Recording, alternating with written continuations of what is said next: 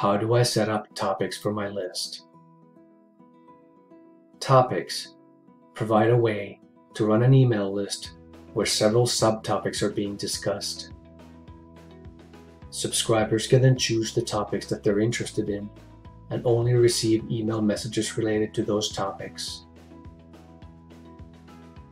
To enable topics for your list, click on List Configuration under the List Management menu and locate a keyword named Topics. Then simply enter the name of the topics, one topic per line in the text box. Topic names should not contain spaces, colons, commas, or any special characters. Note that you can change the name of a given topic at any time, but you should never change the order of the topics.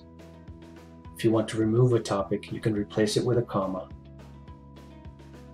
List owners can define up to 23 topics for a single list. When posting messages to the list, the topic is designated at the beginning of the subject line. Only the people who are subscribed to that topic will receive the message. Subscribers can select their topics of interest on the subscriber management screen or when they first subscribe to the list. Thank you for watching.